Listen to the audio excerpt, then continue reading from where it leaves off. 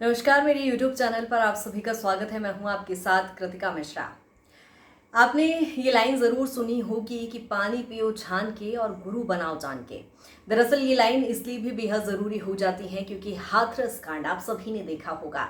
भयावह तस्वीरें जो आई और लेकिन ये कहीं ना कहीं एक बड़ा सबक देकर गई हैं। हालांकि हमारे शासन और प्रशासन के लिए एक बड़ा हादसा कहीं ना कहीं सबक के लिए ज़रूरी भी हो जाता है, लेकिन ये हादसा आम जन के लिए भी कहीं ना कहीं एक बड़ा सबक देकर जाएगा क्योंकि 121 जिंदगियां खत्म हो गई है, लेकिन हिसाब अभी इस पर बाकी है।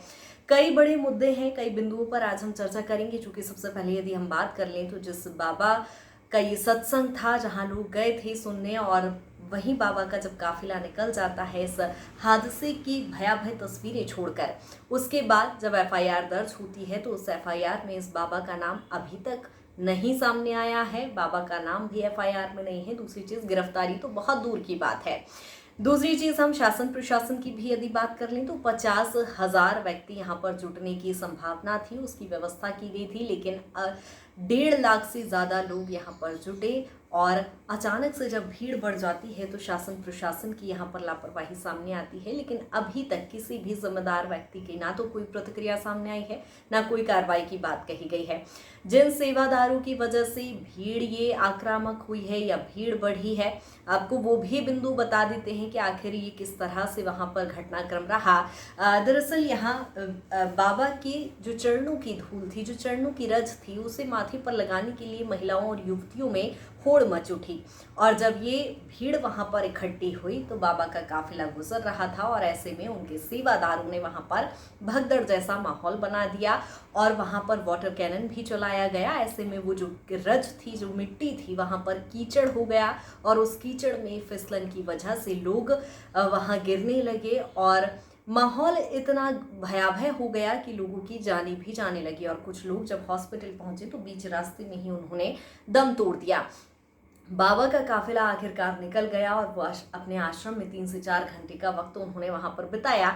इस पूरी घटनाक्रम में आखिरकार जो सेवादार जिन्होंने भगदड़ का माहौल बनाया था, उनके भी नाम अभी एफआईआर में शामिल नहीं किए गए हैं, ना उनकी कोई गिरफ्तारी हुई है। हालांकि जांच के लिए आयोग ने टीम गठित कर दी है, जांच की बात की जा रही है। सीएम योगी आदित्यनाथ खुद इस समय एक्शन मोड में नजर आ रहे हैं, लेकिन बड़ी बातें वही हो जाती है कि इससे पहले भी हमने धार्मिक स्थलों पर कई ऐसे हादसे देखे हैं, कई ऐसे घटनाक्रम देखे हैं जिसमें 150 से 200 लोगों की जान चली जाती है। क्या ये जानें इतनी सस्ती हैं कि लोग यहाँ पर इस तरह का माहौल बना देते हैं और हफ्ते दर हफ्ते बाद ये माहौल भी ठंडा हो जाता है। इसके बाद हम इस हादसे को भूल जाते हैं। लेकिन जो लाइनें शुरुआत में मैंने कही है वो आमजन के लिए बेहद ज़रूरी हो जाती है कि आखिरकार आपको भगवान से जुड़ने के माध्यम की ज़रूरत क्यों होती है, क्यों आपको इस तरह के बाबाओं या सेवादारों के चक्कर काटने पड़ते हैं, या क्यों इस तरह के लोगों की आपको साधना करनी पड़ती है। रही बात भोले बाबा की बारे में यदि हम बात कर लें तो सबसे पहले तो मैं बता दूं कि 8 साल पहले उन पर छेड़खानी का एक मामला दर्ज था। आरोप में वो निलंबित भी हुए थे। सरकारी नौकरी में दरअसल वो पदस्थ थे। 6 आपराधिक उन पर मामले दर्ज पहले से ही हैं। कई दिनों तक उन्होंने जेल के चक्कर भी काटे हैं। तो ऐसे में अब ये बड़ा सवाल खड़ा होता है कि क्या इस तरह के बाबाओं के चक्करों में हमें पढ़ना ज़रूरी है? क्या भगवान से जुड़ने का माध्यम ये बाबा मात्र हैं? सोचने वाली बात है, गंभीर ये विषय है और हादसा बड़ा है। देश में इस समय सबसे बड़ा ये हॉट टॉपिक देखा जा रहा है, लेकिन इसमें शासन और प्रशासन के साथ आपको भी सोचने की ज़रूरत है, आपको भी सबक लेने की ज़रूरत है कि आखिर कब तक हम इस तरह के बाबाओं के चक्करों में पड़ते रहेंगे।